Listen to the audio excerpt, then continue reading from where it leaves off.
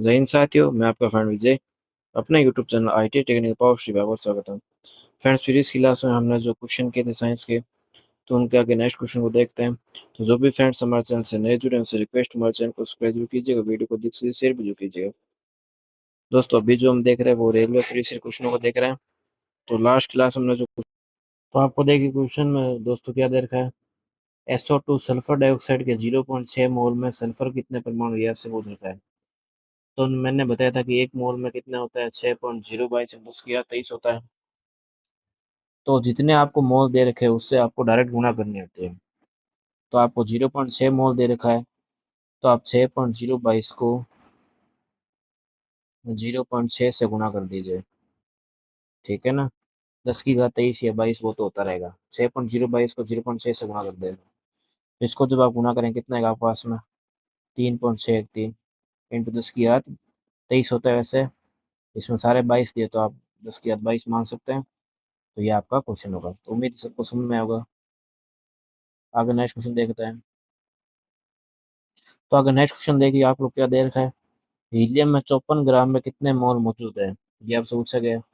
तो हीलियम का जो परमाणु उसके 54 ग्राम में मोल की आपको मात्रा पूछी गई, कैसे निकालेंगे देखिए। तो मोल बराबर मैंने बताया आपको प्रीवियस क्लास में भी कि मोल बराबर क्या होता है, भार बटे अणुभार होता है। क्या होता है, भार बटे अणुभार होता है। तो हमको पता है कि भार कितना दे रखा है, 54 में। अब हमको अणुभार हीलियम का पता होना चाहिए कितना होता है। हाइड्रोजन का 2 होता है, माफ कीजिएगा, हाइड्रोजन का 1 होता है। हीलियम कितना होता है आपका, हीलियम का परमाणु क्रमांक 2 है। इसका अणुभार कितना होगा, 4। तो 54/4 जब आप करेंगे कितना है आपके पास में, 13.5 मोल। इसकी करेक्ट आंसर। उम्मीद सबको समझ में होगा। आगे नेक्स्ट क्वेश्चन देखते हैं। KCl के 0.5 मोल में कितने अणु होते हैं। अब देखिए दोस्तों, ये आप क्वेश्चन दे रखा है, KCl वाला दे रखा है। तो 0.5 मोल में अणु की मात्रा को निकालनी है, तो मैंने तरीका बता दिया। जितने मोल है उसको 6.023 से गुणा कर दीजिए इंटू 10 की घात 23। अब इसमें देखिए सारे ऑप्शन देखिए, आपको 3.01 पे ही मिल रहा है। देखिए, आप अगर नहीं करना तो इसमें ऑप्शन देखिए। सबसे पहले यहाँ पर 10 की पावर 22 है, 10 की पावर 21 है, 10 की पावर 24 है और 10 की पावर 23 है। तो यही ऑप्शन आपका सही होगा, आपको करने की भी जरूरत नहीं है। क्योंकि बाकी जो पावर या घातें दे रखी है वो 22, 21, 24 के टर्म दे रखी है। आपका सही आंसर क्या, 10 की घात 23 होता है। तो सीधा हमने निकाल लिया। आगे नेक्स्ट क्वेश्चन देखते हैं। क्वेश्चन देखिए, हमको दे रखा है CO2 के 10 मोल्स का द्रव्यमान कितना होता है। आगे अगला क्वेश्चन देखते हैं क्या पूछ रखा है हमको। CO2 के 10 मोल्स का द्रव्यमान कितना होता है, ये आपसे पूछा गया है। तो CO2 के 10 मोल की मात्रा आपसे पूछी गई है। तो मैंने बता रखा है कि मोल का सूत्र क्या होता है, बताइए आप लोग। मोल बराबर क्या होता है, भार बटा अणुभार होता है।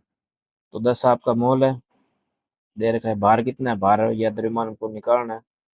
द्रव्यमान हमको निकालना है, ठीक बात है। अब हमको यहाँ पर अणुभार पता नहीं है CO2 का, वो हमको निकालना पड़ेगा। तो देखिए CO2 का अणुभार कैसे निकालेंगे देखिए। तो कार्बन के अणुभार की बात करें तो वो होता है 12 प्लस में। ऑक्सीजन का कितना होता है, 16। 16 हमारा परमाणु भार होता है। तो 16 यहाँ पर 2 लिखा होता है, इसका मतलब उस टर्म को 2 बार गुणा करना है। यानी ऑक्सीजन के ये कितने अणु है, 2 अणु है। ये ऑक्सीजन कितने अणु है दोस्तों, 2 अणु है।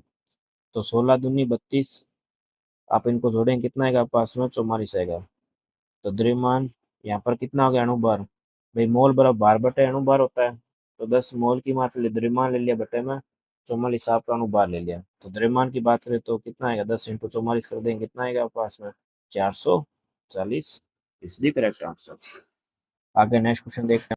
आगे देखिए नेक्स्ट क्वेश्चन पूछ रखा है, अवोगाद्रो की संख्या Na बराबर 6.02 इंटू 10 मोल है। तो किसी त्रिपरमाणुक गैस के 0.1 मोल में परमाणु की संख्या आपसे पूछी गई है। तो सेम वही क्वेश्चन है जो अभी तक पूछे गए थे। तो यहाँ पर आपको 0.1 मोल को 6.02 से गुणा कर देना डायरेक्ट। तो आपके परमाणु की संख्या आ जाएगी। तो कितनी आएगी, ये लगभग 6 को आप 1 से तो 6 ही आएगा आपका। तो ये आपका ऑप्शन होगा, आपको देखने की जरूरत नहीं है, सीधा करेक्ट आंसर होगा। ठीक है। आगे नेक्स्ट क्वेश्चन हम देखते हैं। CH4 के 0.1 मोल का द्रव्यमान कितना है बताइए। तो इस मोल के द्रव्यमान कैसे निकालेंगे बताइए। क्वेश्चन हमको क्या दे रखा है, CH4 के 0.1 मोल का द्रव्यमान आपसे पूछ रखा है, तो वही सेम जो चीज़ हम करते आ रहे हैं भार बटे अणु भार से। तो आपको क्या करना है, 0.1 आपको दे रखा है मोल, ठीक है। आपको द्रव्यमान निकालना है और अणु भार CH4 का कितना होता है, ध्यान रखिएगा 16 होता है। कैसे निकालता है ये भी मैं बता देता हूँ। CH4 कितना होता है, देखिए कार्बन का होता है 12, हाइड्रोजन कितना हो गया, एक होता है, 1 × 4 4। तो 12 और 4 जब आप करेंगे कितना होगा आपके पास में, 16 होगा। तो 16 को 0.1 से जब आप गुणा करेंगे कितना आएगा आपके पास में, 1.6। अगर नेक्स्ट क्वेश्चन हम देखते हैं, देखिए ये क्वेश्चन आपका ALP टेक्नीशियन पूछा गया है।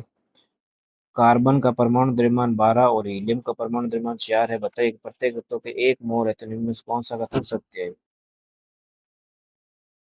एक मिनट।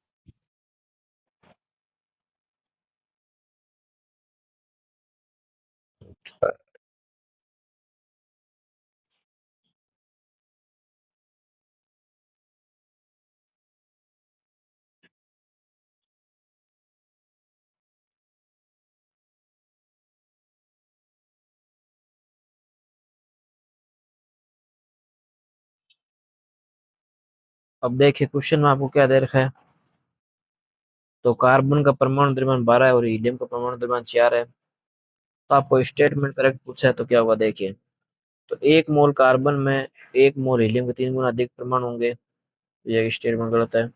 1 मोल हीलियम में 1 मोल कार्बन 3 गुना होंगे, नहीं होंगे। 1 मोल कार्बन में 1 मोल हीलियम में उपस्थित परमाणु की 1/3 संख्या होगी, ये भी नहीं होगा। ऑप्शन नंबर डी आपको दे रखा है कि 1 मोल कार्बन में 1 मोल हीलियम के बराबर परमाणु संख्या बराबर होगी। ये क्यों होगा, सुनिएगा। क्योंकि मोल क्या कहता है, मोल के संदर्भ में अगर कार्बन की मात्रा भी 1 मोल है और आपकी जो तत्व दे रखा है हीलियम दे रखा है, तो दोनों का 1 1 मोल है, उसकी परमाणु की संख्या के बराबर आपका मोल होगा। तो इसका करेक्ट ऑप्शन क्या होगा, ऑप्शन नंबर डी इसकी करेक्ट आंसर। अगर नेक्स्ट क्वेश्चन हम देखते हैं, क्वेश्चन नंबर 115, पानी के 1 मोल में कितने होते हैं बताइए अणु।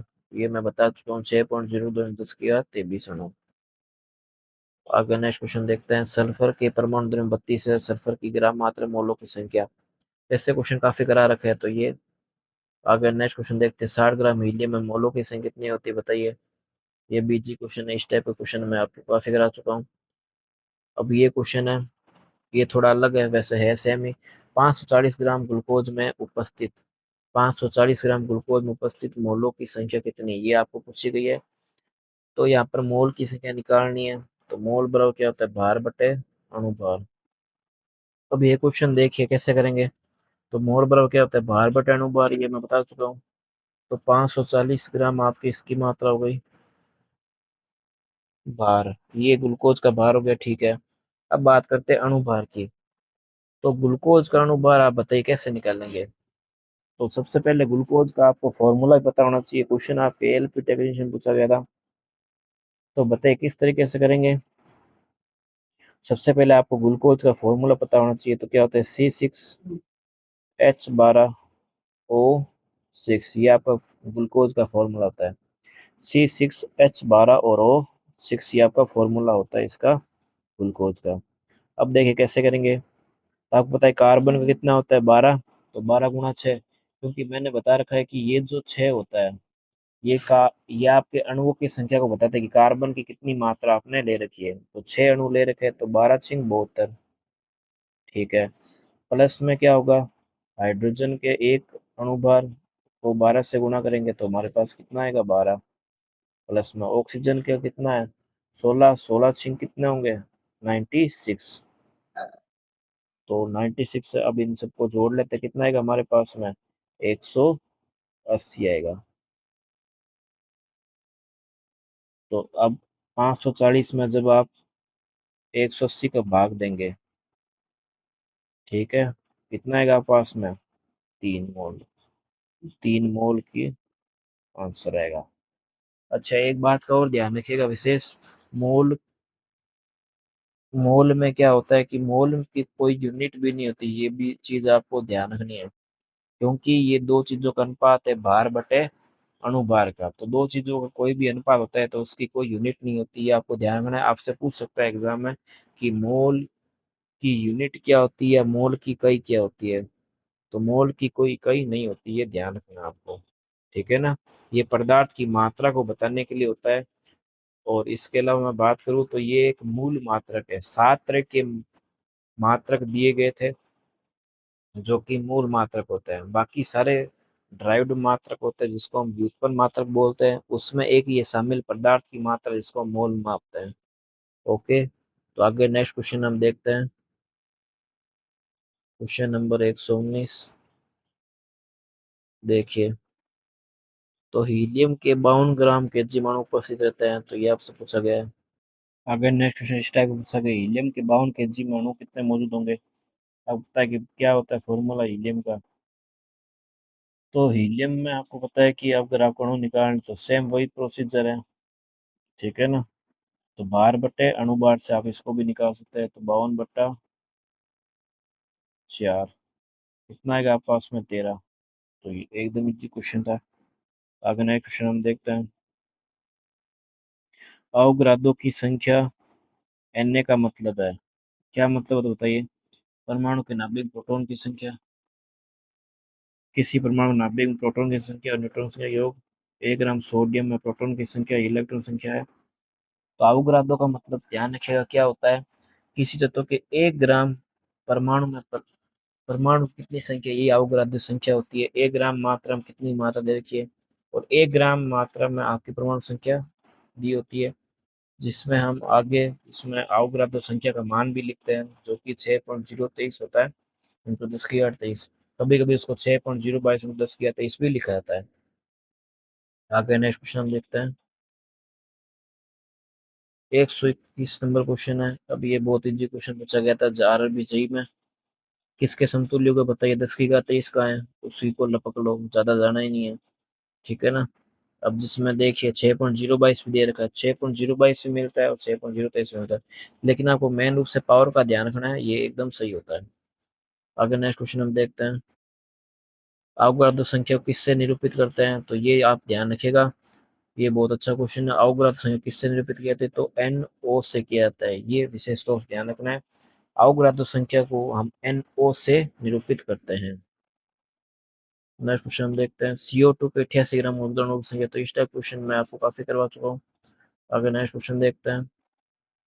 अब देखिए दोस्तों, 1 ग्राम हाइड्रोजन कितने अणु होते हैं, ये आपसे पूछा गया है। अब ये दोस्तों वैसे देखा जाए तो काफी अच्छा क्वेश्चन है। तो दोस्तों आपको पूछा ये गया है कि 1 ग्राम हाइड्रोजन कितने अणु होते हैं। अगर आपसे पूछा गया होता कि कितने परमाणु होते, तो आप इसका आंसर क्या करते, 6.02 करते। इस बात का विशेष ध्यान रखिएगा। क्यों मैं ऐसा बोल रहा हूँ देखिएगा, आपको परमाणु अगर दे तो एक अलग चीज होती है, यहाँ पर अणु पूछा गया कितने अणु होते हैं। तो यहाँ पर अणु की जब हम बात करते हैं तो यहाँ पर अणु बाहर निकाला जाता है, यानी कहने का मतलब यहाँ पर H2 की बात हो रही है। सिंगल H का तो एक होता है, ठीक है ना, लेकिन यहाँ पर H2 अणु की बात कर रहा है। सिंगल एस तो सिंगल हाइड्रोजन की बात करें, सिंगल हाइड्रोजन की जब हम बात करें तो उसका तो परमाणु भार वो तो एक ही होता है, लेकिन यहाँ पर H2 हाइड्रोजन के अणु की बात हो रही है तो H2 अणु मानना है, ठीक है ना। क्योंकि हाइड्रोजन एक गैस होती है, तो गैसों में आपको पता है कि संयोजकता बात करें तो यहाँ पर 2 लिखा जाता है, नीचे की तरफ में अणु की संख्या 2 लिखी जाती है। तो यहाँ पर कितने होंगे, 2 अणु आपको दे रखे हैं। तो यहाँ पर अगर मोल की बात करें तो भार बटे अणु भार होती है, तो आपको भार बटे अणुभार कितना दे रखा है, 1/2। 1/2 यानी कि 0.5 होता है। 0.5 को जब आप 6.02 से गुणा कितना आएगा पास में, 3.01 आएगा। तो इस बात का विशेष ध्यान है, इसका आंसर क्या होगा बताइए। इसका आंसर क्या होगा, 3.01 होगा। क्यों, क्योंकि यहाँ पर पूछा क्या गया है, अणु। अगर आपने जल्दबाजी की तो आपको क्वेश्चन गलत हो सकता है, 6.02 भी कर सकते हो। इसलिए क्वेश्चन को ढंग से पूछना है, ढंग से पढ़ना है। अणु पूछा गया, यहाँ पर क्या पूछा गया, अणु। तो अणु की बात करें तो अणु जब की बात की जाए तो हाइड्रोजन गैस के रूप में विद्यमान है, जैसे आपको नाइट्रोजन दे दे तो नाइट्रोजन हमेशा अणु के रूप में लिया जाएगा, यानी नाइट्रोजन के अणु होते हैं। तो अणु की बात हो रही है तो इसमें इस बात का विशेष ध्यान रखना। हाइड्रोजन के अणु की बात हो रही है तो यहाँ पर कितना हो, 1/2 बराबर 0.5 होगा, ठीक है ना। यानी कि भार बटे अणु भार, तो भार तो 1 ग्राम है, अणु भार उसका कितना लेना है, 2 लेना है। उम्मीद है सबको समझ में होगा। तो इसका करेक्ट आंसर क्या होगा बताइए, इसका करेक्ट आंसर क्या होगा बताइए। तो इसका करेक्ट आंसर होगा 3.01 होगा, ना कि 6.02। ठीक है, तो आगे नेक्स्ट क्वेश्चन की तरफ बढ़ते हैं। किसी निम्न में से किस तत्व निम्न में से किस तत्व के लिए प्रत्येक में 2 अक्षर शामिल होते हैं। बहुत इजी क्वेश्चन है, मतलब कितने अक्षर शामिल होते हैं। कार्बन को सी लिखा जाता है, ठीक है, आयोडीन को आई लिखा जाता है, फ्लोरीन को एफ से, लोहा जो होता है उसको एफ से दर्शाते हैं, ठीक है ना। तो आगे नेक्स्ट क्वेश्चन देखते हैं।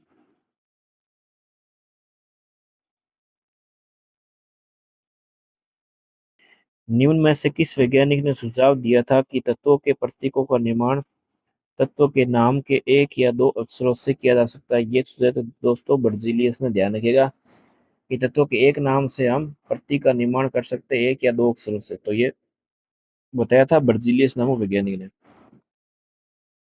आगे सेम नेक्स्ट क्वेश्चन पूछा गया है, किस वैज्ञानिक ने सुझाव दिए तत्वों के प्रतीक 1 या 2 अक्षर बने, तो बना होता है बर्जीलियस। ये दिया था बर्जीलियस ने, बताया था कि तत्वों का नाम जो भी होगा वो 1 या 2 अक्षर से दिया जाएगा, और ये दिया गया था नियम बर्जीलियस के द्वारा। अगर नेक्स्ट क्वेश्चन हम देखते हैं। सेम यही क्वेश्चन पूछा गया है घुमा फिरा के, इसका भी आंसर क्या होगा, बर्जीलियस। देखिए, निम्न में से किस प्रतीक में केवल एक अक्षर होता है। एक अक्षर किसमें होता है बताइए, सिर्फ किसमें होगा, कार्बन में होता है।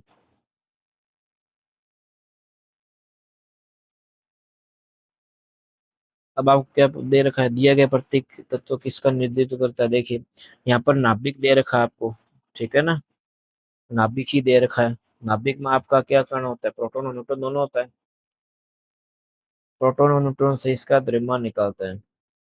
तो आपको एक ही दे रखा है, तो एक परमाणु वाला जो तत्व है वो कौन सा है, हाइड्रोजन होता है। इस चीज का ध्यान रखिएगा।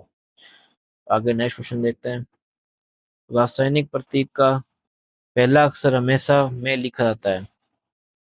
तो रासायनिक प्रतीक का पहला अक्षर हमेशा किससे लिखा जाता है, तिरछे अक्षर, बड़े अक्षर, मोटे अक्षर या बड़े अक्षर। तो इसका आंसर क्या होगा, बड़े अक्षरों में हमेशा कैपिटल लेटर हमेशा लिखा जाता है रासायनिक प्रतीक का पहला तत्व।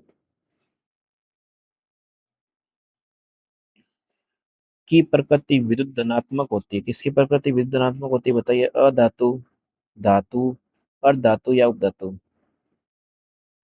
तो आपको पता है दोस्तों कि अगर हम धातु की बात करें तो धातु पर प्रकृति क्या होती है, विद्युत धनात्मक होती है। तभी इनका यूज हम कंडक्टर के रूप में यानी चालक के रूप में अधिक करते हैं।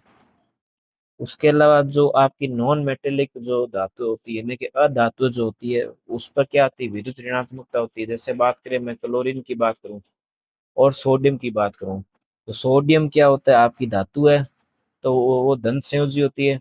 और क्लोरीन की बात करो तो वो आपकी अधातु है, इसलिए उसमें विद्युत ऋणात्मकता पाई जाती है। आगे नेक्स्ट क्वेश्चन की तरफ बढ़ते हैं। धातु का वह कौन सा गुण है जिसके कारण उसे तार के रूप में डाला जा सकता है, तो उसको क्या बोला जाता है, तन्यता। नेक्स्ट क्वेश्चन देखते हैं। प्रकृति में विद्युत धनात्मक होती है, क्या विद्युत धनात्मक होती है बताइए, धातुएं होती है। और अगर आपसे पूछ ले कि प्रकृति में विद्युत ऋणात्मक कौन सी होती है, वो होती है अधातुएं। धातु में धातु के मुक्त इलेक्ट्रॉन के पथ का आकार कैसा होता है बताइए, सीधी रेखा, वर्गाकार, वृत्ताकार या वक्र। आप ध्यान रखिएगा, अधिकतर बच्चे वृत्ताकार को गलत करते हैं, जो कि गलत होता है। इसका करेक्ट आंसर क्या होता है, वक्रीय जो होता है, कर्वीय पथ पाया जाता है। पूरी तरीके से हम इसको वर्ताकार नहीं मान सकते, वर्गाकार इसकी शेप होती है, इलेक्ट्रॉन के पथ का आकार। आपको पता है कि कोई भी मेटेरियल होता है, जैसे कि आप बात करें, जैसे ये नाभिक है परमाणु का, ये इसकी कक्षा है, और आपको पता है कि इलेक्ट्रॉन इसकी बाह्यतम कक्षा में है। इलेक्ट्रॉन जो होता है इसकी बाह्यतम कक्षा में चक्कर लगाते हैं, ठीक है ना। तो इनका जो पथ का आकार होता है वो हमेशा वक्री होता है, ठीक है ना। इनकी अगर चाल की बात करें तो ये कक्षीय चाल इनमें पाई जाती है, इस बात का भी ध्यान रखना विशेष आपको। अगर नेक्स्ट क्वेश्चन देखते हैं। किस गुण के कारण उनके पत्थर फॉइल बनाने की प्रकृति पाई जाती है, बताइए। तो आघातवर्धनीयता जो होती है उसके कारण ये चीजें बनाने में आसान रहती है, क्योंकि जब उनको पीटा जाता है तो वो चंद्रों के रूप में फैल जाती है, इसलिए धातु किसी गुण के कारण उनमें आघातवर्धनीयता पाई जाती है। अगले नेक्स्ट क्वेश्चन हम देखते हैं, धातु के पतली तार के रूप में ढलने की विशेषता क्या कहलाती है। तन्यता ये बता चुका हूँ मैं आपको। धातु की पतली चादरों के रूप में परिवर्तित किए जाने की क्षमता क्या कहलाई जाती है। तो पतली चादर में परिवर्तित करना है तो इसको बोलते हैं हम आघात वर्धनता। निम्न में से कौन सा धातु के बारे में गलत है, बताइए, ये आपको बताना है। तन्य और आघात वर्धनीय होती है, ये एकदम करेक्ट स्टेटमेंट है। गलत आपको बताना है, ताप और विद्युत की सुचालक होती है, गणना को कोतना कुछ होता है, विद्युत ऋणात्मक होती है, ये आपका सही आंसर है। वैसे तो देखा जाए तो ये आपको गलत स्टेटमेंट बताना है, तो ये बाकी सारे स्टेटमेंट जो है वो आपके एकदम करेक्ट है। बाकी जो स्टेटमेंट है ना वो सारे करेक्ट है। तीनों स्टेटमेंट धातु बार सही है कि वो तन्य आघात वर्धनीय भी होती है, ताप और विद्युत की सुचालक भी होती है, गलना का अपना गुण होता है, लेकिन विद्युत ऋणात्मक नहीं होती। ये मैंने आपको बताया था कि इनमें जो आवेश जो पाया जाता है, आवेश की बात करें तो वो आपका आवेश जो होता है वो पॉजिटिव होता है, विद्युत धनात्मक पाया जाता है, ना कि विद्युत ऋणात्मक होता है। नेक्स्ट क्वेश्चन देखते हैं, धातु अपनी वास्तविक स्थिति में विद्यमान होती है, अन्य धातु मिश्रण के रूप में, मुक्त स्थिति में, गैर धातु साथ मिश्रण के रूप में, कंपाउंड मिश्रण। तो मुक्त स्थिति में विद्यमान होती है, अपनी वास्तविक स्थिति मुक्त रूप से पाई जाती है। निम्न में से क्या अधातु का भौतिक गुण नहीं है। केवल ठोस अवस्था में होते हैं, आघात वर्धनीयता न होना और तन्यता, ऊष्मा और विद्युत के कुचालक, निम्न गलनांक और क्वथनांक। तो अधातु का भौतिक गुण क्या नहीं, ये आपसे पूछा गया है। तो आघात वर्धनीयता न होना और तन्यता भी नहीं होना, तो ये सारे भौतिक गुण अधातु में पाए जाते हैं, ये आपको पता है। ऊष्मा और विद्युत के क्या होते हैं, कुचालक होते हैं, अधातु है। इनका गलनांक और क्वथनांक भी निम्न होता है, लेकिन केवल ठोस अवस्था में होता है, ये इसका भौतिक गुण। ये इसका स्टेटमेंट गलत है, ये नहीं। इसका करेक्ट आंसर क्या होगा, बताइए। तो इसका करेक्ट आंसर क्या होगा, केवल ठोस अवस्था में होता है। बाकी स्टेटमेंट इसके सही है, आपको नहीं पूछा गया तो केवल ठोस अवस्था में होता है, नहीं। अधातुएं आपकी अन्य अवस्थाओं में भी पाई जा सकती है, जैसे ब्रोमीन वगैरह होती है तो वो द्रव्य अवस्था में भी पाई जाती है। आगे नेक्स्ट क्वेश्चन देखते हैं हम, क्या ठोस ठोस द्रव और गैस तीनों रूप में पाया जाता है, बताइए। तो आपकी जो अधातु जो होती है वो ठोस द्रव गैस तीनों अवस्थाओं के रूप में पाई जा सकती है, ठीक है ना।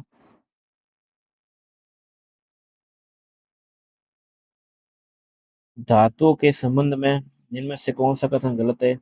सभी धातु चमकती है, उन्हें पॉलिश किया जा सकता है, बिल्कुल सही स्टेटमेंट है। सभी धातु पारे को छोड़कर तरल अवस्था में और मुलायम है। सभी धातु गलना का अपना उच्च है। सभी धातु आघात वर्णित और नमनीय है। तो क्या होगा इसका, बताइए। तो सभी धातु तरल अवस्था में होती है और मुलायम है, तो आपको सही स्टेटमेंट बताना है, ठीक है। आगे नेक्स्ट क्वेश्चन हम देखते हैं, इनमें से कौन सी धातु सबसे अधिक लचीली होती है। तो सबसे अधिक लचीली धातु की बात करें तो वो होती है आपकी सिल्वर। अच्छा, एक बात का और ध्यान रखना है, यहाँ पर देखिए आपको अर्जेंटिनम एजी लिख रखा है, एजी को बोलते हैं अर्जेंटिनम, यानी ये होती है आपकी सिल्वर। एल का मतलब आपका होता है एल्यूमिनियम, जेडन का मतलब होता है आपका जिंक, और एन का मतलब होता है सोडियम। सोडियम होता है। अगर आपको ऑप्शन में इसमें दे दे एयू, एयू बोलते हैं ओरम यानी कि सोना, तो वो सबसे अधिक लचीली धातु होती है और तन्य भी सबसे अधिक वही होती है, ठीक है ना। तो इसलिए आपको ऑप्शन में अगर आपको एच जी और एयू दोनों दे दे तो एयू आप करोगे, उसको प्रेफरेंस ज्यादा देनी है, ठीक है ना। तो सबसे अधिक लचीली धातु आपकी सोना यानी गोल्ड होती है, ओरम एयू होती है, ठीक है।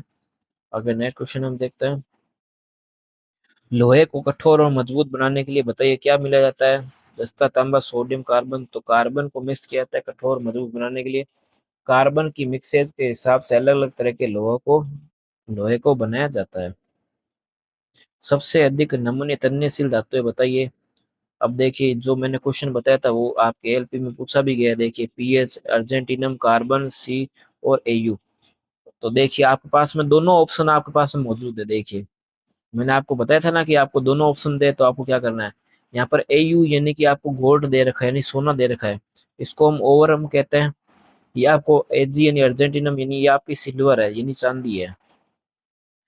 तो जब भी मैंने बताया था आपको ओरम यानी सोना भी दे रखा हो और चांदी भी दे रखा हो, तो आपको हमेशा ओरम यानी सोने को ही प्रेफरेंस पहले देनी है, क्योंकि सबसे अधिक वही होती है, उसके बाद आपकी सिल्वर होती है। ठीक है ना।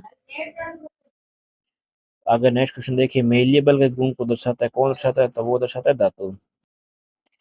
तो मेलिएबल का मतलब आपका लचीलेपन से होता है, धातु में ये गुण अधिक पाया जाता है। नया क्वेश्चन देखते हैं। तो आपसे पूछा है कि निम्न में से कौन सा तापमान पर द्रव अवस्था में होता है सामान्य तापमान पर, सोना, चांदी, जर्मेनियम या गैलियम। तो आपका गैलियम जो होता है वो सामान्य ताप द्रव अवस्था में पाया जाता है। ठीक है ना। एक धातु के उस गुण को क्या कहते हैं इसमें उसकी सतह चमकदार होती है, तो उसको कहते हैं धात्विक चमक। पर धातु अगाध वर्णीयता और कोमल होती है, क्यों होती है ऐसा बताइए। परमाणु घनिष्ठ समूह बनाते हैं, धातु चमक सकती है, धातु के परमाणु प्रत्येक से फिसल सकती है, धातु ध्वनि उत्पन्न करती है। तो बताइए क्या होगा। धातु इसलिए अगाध वर्णीय कोमल होती है क्योंकि धातु परमाणु प्रत्येक एक दूसरे से फिसल सकती है। ठीक है ना, तो सरलता से होगा। दोस्तों आज की क्लास हम यहीं समाप्त करते हैं, मिलते हैं नेक्स्ट वीडियो में। उम्मीद है आज की क्लास आपको पसंद आई होगी। अगर दोस्तों चैनल पर नए हैं तो चैनल को सब्सक्राइब जरूर कीजिएगा और वीडियो को अधिक से अधिक शेयर जरूर कीजिएगा। दोस्तों मिलते हैं नेक्स्ट वीडियो में, तक के लिए जय हिंद जय भारत।